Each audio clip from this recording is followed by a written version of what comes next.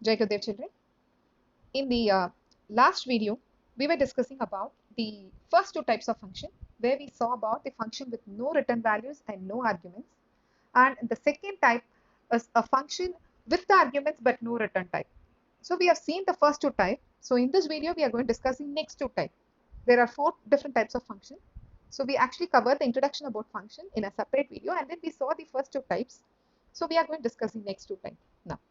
The third type is a function with no arguments but return type. So this is the third type of function.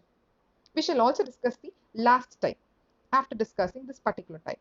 Okay, now see the screen, it's clear.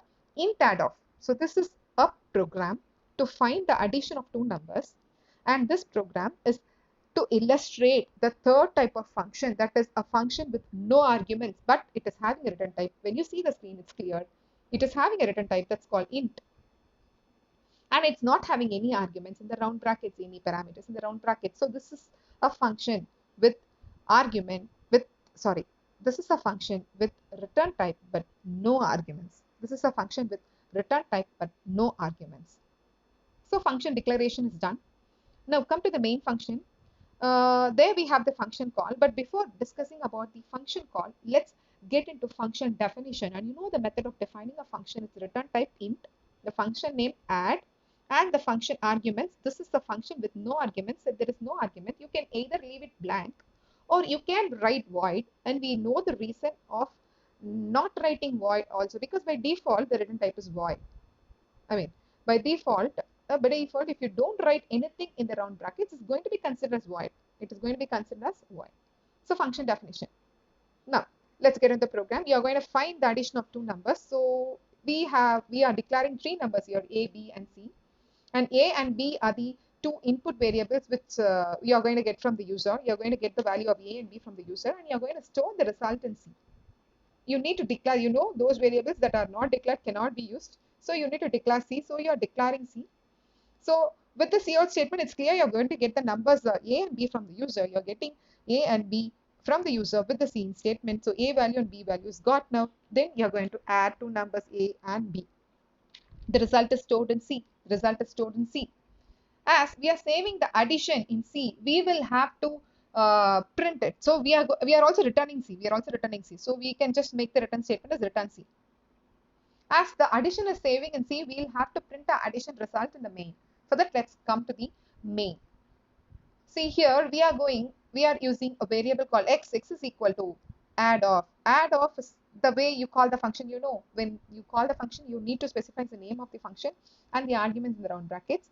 As it does not have any arguments, it is enough. You will just mention the name. So it's add off. It's add off.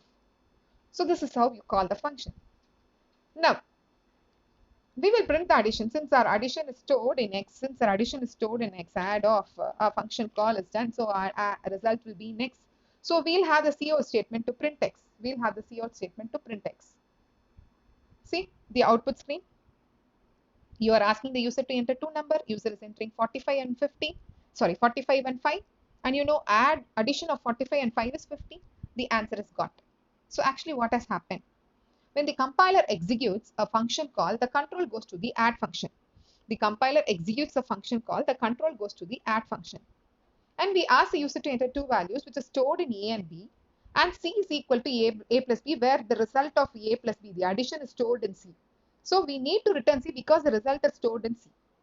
So add off is stored in X as per the function call. We see the function call line, add off is stored in X. So we are printing X. This is how we get the output. And this particular program is to illustrate a function with the return type and no arguments. Now, let's discuss the next type. The next type, that's the last type of function, is the function with parameters and with return type. It's having both. It is having the return type as well as it's having the parameters. That is the arguments in the round bracket. See the example. Int mul of int comma int comma int, which means there are three. I told you can have n number of arguments in the round brackets, but you need to specify the. You need to separate them by comma. So you are separating it by comma. Int mul of int comma int comma int. Int mul of int comma int comma int, which means you are going to get three numbers. with the mul, it's clear you are going to multiply three numbers. So this program is to multiply three numbers, multiplication of three numbers. So function declaration is done. Then you have the main function. Before getting to the function call and discussing about that, let's go to the function definition.